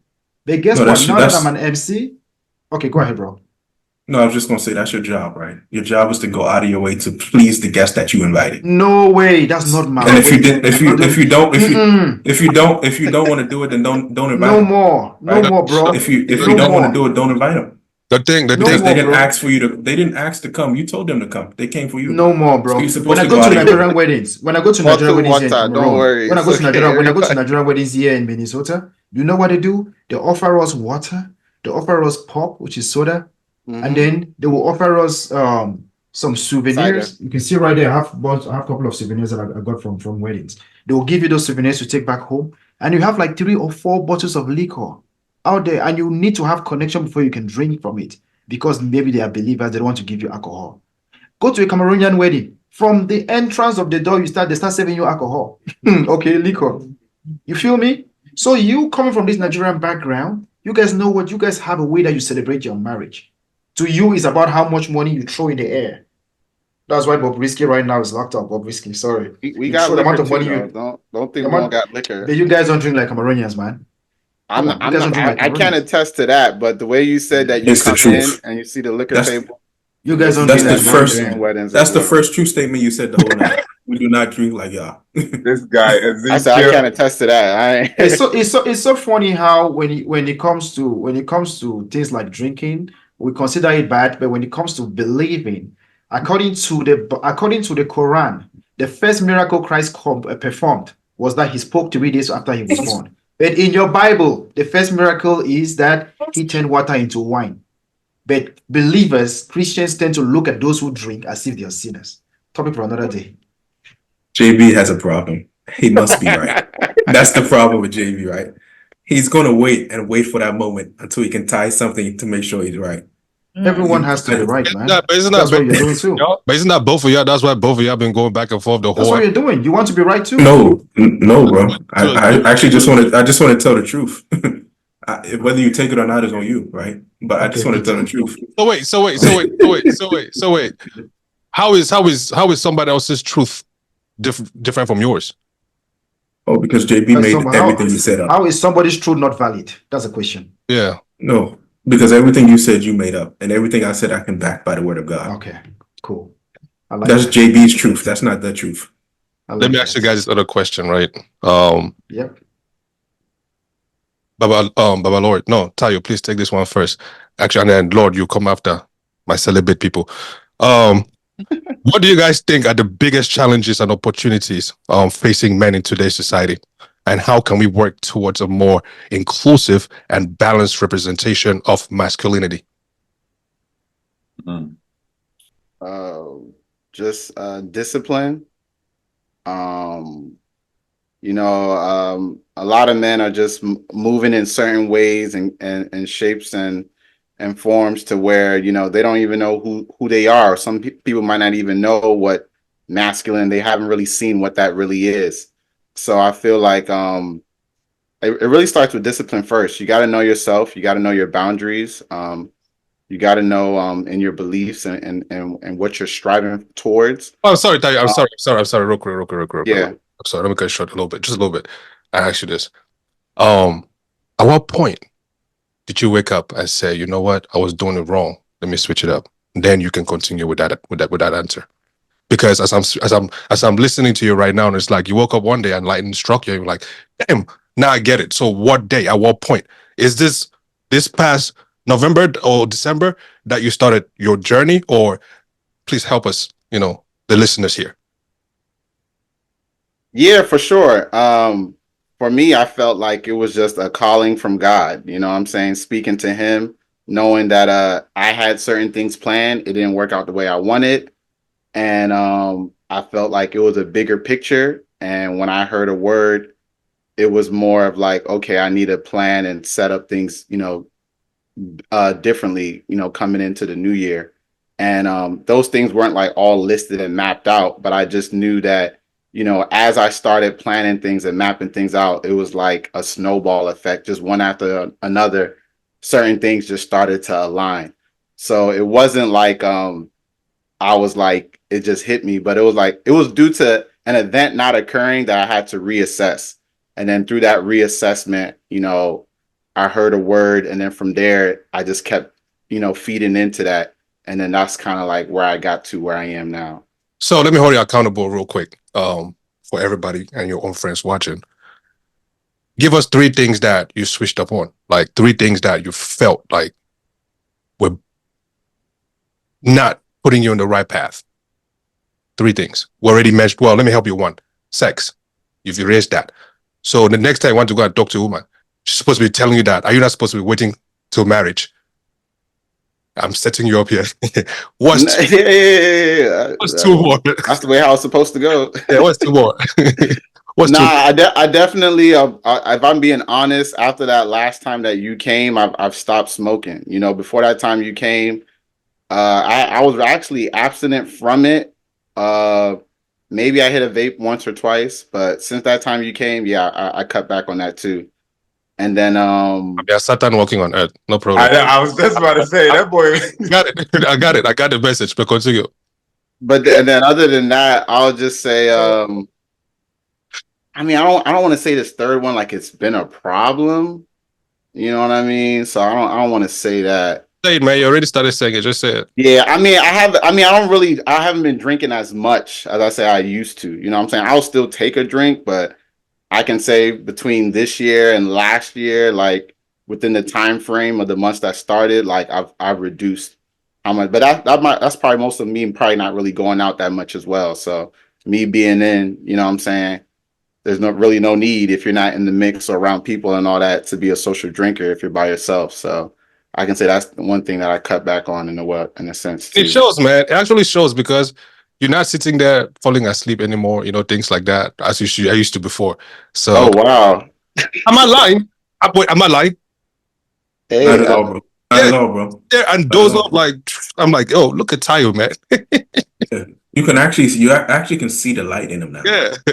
Like his skin is glowing, his mind is clear. Mhm. Even when he speaks differently from when he was speaking last year. And I'm proud of you, bro. I knew it was there. Keep going. God got something special for you for sure. You know, women already telling me, man, I do Tayo glowing, man. I'm like, hey, okay. hey, you gotta let me know. It's like, No, don't you not it. But anyways, continue, yeah. Continue what you say. going back into what like I said, you said men and mankind and what's like what's What do causing you them. think are the biggest challenges and opportunities facing men in today's society, and how can we work towards a more inclusive and balanced representation of masculinity? Yes, like I said, I mean, discipline is the first thing. A lot of guys, they don't have no structure, so they're everywhere and anywhere and doing everything. So I mean, how can you as a man or a society, want to represent something or someone when it says like if you don't stand for something, you'll fall for everything. So there's a lot of people out here that are not standing on business, and you can see the consequences in society of how men are. One day they're like this, one day they're like that. The way how we can now bring everything together. We gotta uplift one another. As a society, a lot of times it's very easy to look at the fallen man, but a lot of times we forget that we were once that fallen person too, and we needed help and we needed guidance in what we're doing. So I think for people who see people that are in the need of help, or people who have no direction, and people who are coming from a place that they know they've seen the way, or they're in a better state to where they can help, we should uplift people more than just looking down and judging someone and saying that, man, what is this guy doing? He needs to get his life together, blah, blah, blah. Like, we need to include people more and be that helping hand, be our brother's keeper, so that, what I'm saying, we can be better as a society when it comes to men. Okay. One last question for you. One last question. Well, two-part question. The first one is, are you going back to Brazil again? No, I've never been to prison. Not Brazil. Brazil. Oh, Brazil. Oh, damn, boy. Oh yeah. My bad. I was about to say stuff, man. Like, damn, bro. Anyways, are you going to? Because you got lots, man. We don't think that about you, cuz. Oh, your network is buggy now. Yeah, come back. Sorry. Come on, man. You see, this life is so crazy because the dude that he's been representing all day is not even standing for him right now. The dude he's been fighting for the whole day is not even taking a bullet for him. This life. No, because it's because I don't have to. Like, again, exactly. I'm a fruit inspector. So why is he doing it the other way? Why is he coming? Why is he protecting you? No, because I'm a fruit inspector, right? Okay. So everything that he's saying, I can attest that it's the truth, right? And he's a chef in real life. Yeah, he's a chef in real life. If you don't inspect his food well, he's not going to pass the inspection. There you go, right? So the version of him that he's becoming, I've always knew was there, and I've always encouraged. So I don't have to say much. God has already done it. You're next. JB's next. You said JB's next. If I ever see you in my dream, it's going to become a real life. If I ever see you in my dream one day, and I will never buy a gun. I will never own one. I will never even go take a shooting lesson or whatever. But if I see you in my dream with a Bible, I'm going to get one. So God heard you. Sweet dreams, bro. Sweet dreams. Hold on. You guys not start that stuff. Hold on. let's go to Ashley real quick. Lord, I'll come back to you. I just realized a question for Ashley. Ashley, how do you know you're in love? Or how do you know? Yeah, how do you know you're in love? And part two of that question is, how do you know when a man loves you? I think it's a feeling, honestly. I think it's a feeling that you feel. Like, it's no one way for me. Like, I'll say, okay, so, as a woman, you have all these things, all these boxes that you want a guy to be able to check off, all of the things. And no one person is going to be perfect. So when you're willing to work with somebody, when they're willing to work with you, when they're patient with you, kind to you, I mean, it's a feeling for me, honestly. I can't even explain it. And on both sides, like, I feel like I can feel when somebody is like genuinely in love with me or has love for me, and vice versa. I know when I don't know. I can't even explain it. I can't explain it, but it's a feeling. I'll say that. So It's a feeling. I asked that question because, earlier you had mentioned about, like you can sense, you can feel like when, a man or Yeah, you can. yeah, By the way they treat you, the way how they include you, like it is a feeling for yeah. me. And they also said, God first and things like that. So let me say, for example, a man shows you love, kindness, all that provides everything, but he's not religious or spiritual. It's a no for you? Um, I'll say I'm not gonna say a full on no. I'll say that so you say he's not okay, so Not religious, religion, spiritual, like his being religious and being spiritual are two different things too. So you say he's not spiritual at all. So if yeah, he's not like I mean, you check one of the boxes, right? If one doesn't fit, you throw it away, and the one that fits you, you take that. So I was just throwing that just in case, Yeah, but let's say he does not believe in God, oh right? yeah, the But no he for me. checks everything else. The no for me. So you don't think that you can hold his hand to believe At in the age we're at now, a lot of men are set in their ways. Like, if you don't believe in God and you haven't believed in God your whole life, then I'm not gonna come in and feel that I can change you to start It's never believing. too late, girl. It's never so too late. so I feel like that's something that you have to have that desire for you, because I don't want it to be a challenge in terms of, like us going back and forth with religion, or, being spiritual, or like when you're going through things, you don't know, how to pray to God and get through those things, to where you're leaning on me so much to have to get you through it. Or you go out to the world to try to get yourself through it, alcohol, other women, it's other things that people lean on when they're not spiritual and they don't believe in God. so you don't think that there's a man out there who does not believe in God yet, and at the same time does not cheat, does not doing that. You don't believe that there's a man like that, I think it would be really rare, but I mean, it's a right? possibility. That's a possibility, right? Let's just say there's that possibility. So Mhm, from what you said, and mhm.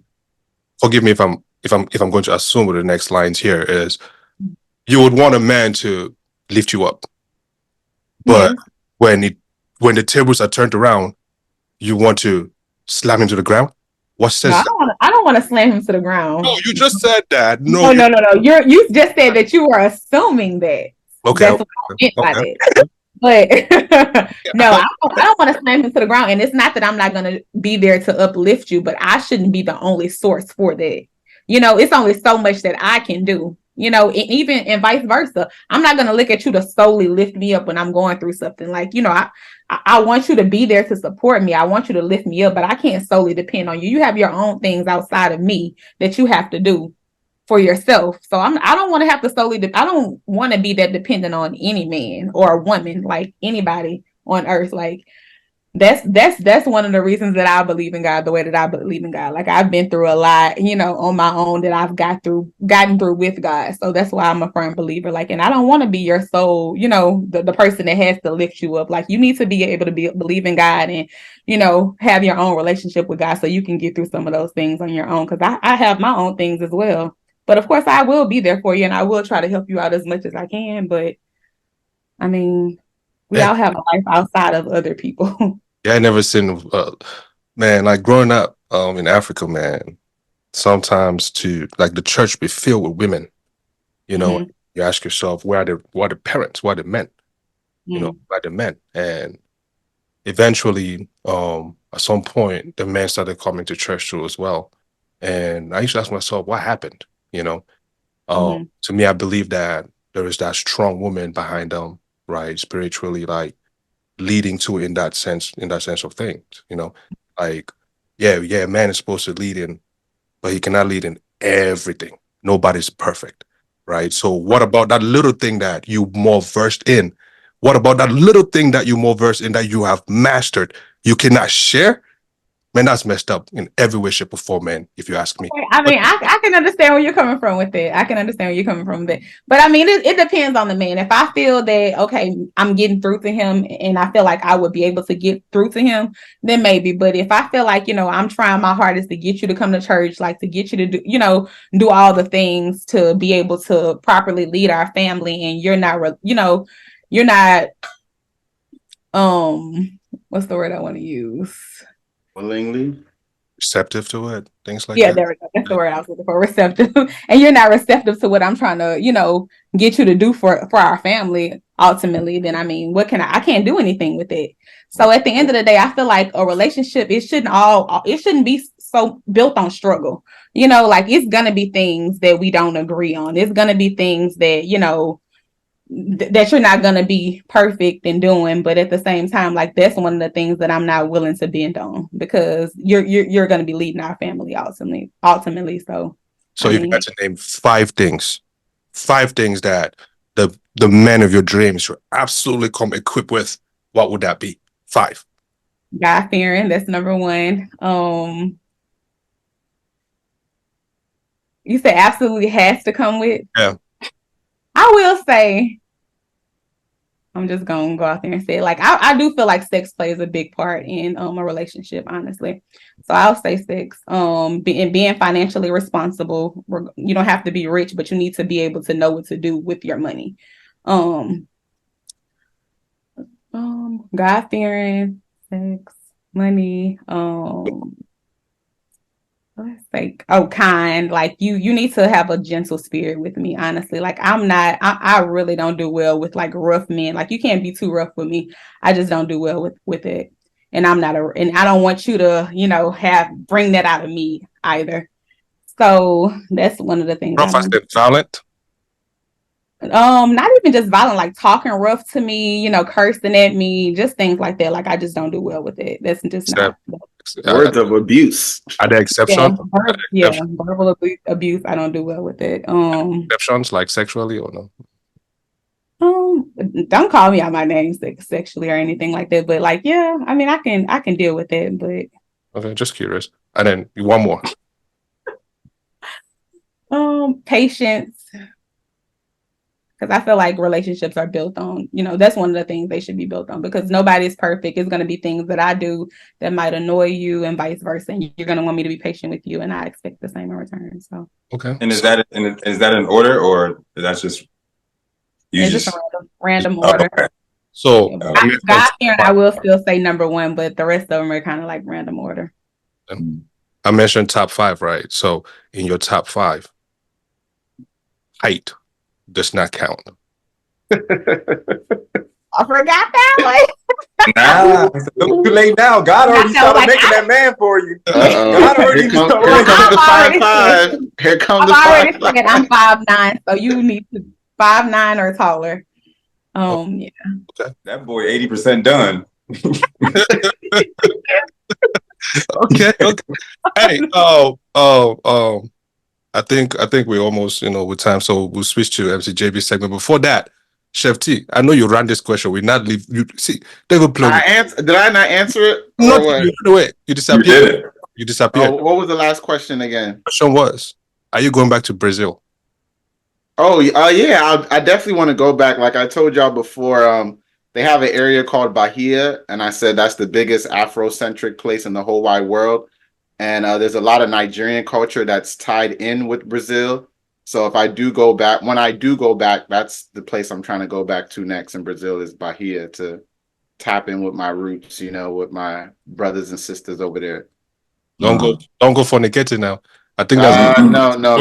This is more of a cultural experience. You know what I mean? okay, cool. Yes. It's a part of our culture, my guy. Yes, sir. And make sure when you're going, please send me, FaceTime me so I can see your luggage. I have to check your toiletry bag to make sure there's nothing there that's not supposed to be there. Don't worry. Don't be no need. No need. No helmets. Helmets necessary. The TSA will take care of that. Yeah, so listen, man. This is Swell. Appreciate you guys. Appreciate you, Ashley, for joining us. Don't forget your assignment, though. Don't forget your assignment, though. Very critical assignment. Chef T, we know that you'll come next week, correct, too. You know what I mean? Let me also put that out there so that people don't think that all we do is grill you on here. We'll also give you your flowers. So we appreciate you very much. You know what I mean? Don't worry. The day you want to cut your dreads, all of us will come a whole one for you to cut them. Each of us will. Possible. You know what I'm saying? But now, I'm here with my good fellas, MC JB, Baba Lord, Baba Aziz, Chef T, and a beautiful Ashley joining us. And we all the host of PWC or myself, Uncle AK. You know what I mean? Yeah, follow us, like, comment, subscribe, hit that button if you're not subscribed yet. Appreciate the subscriptions that we've been receiving this far, and it just keeps increasing. So yeah, keep doing your thing, man. And yeah, we outie. Peace.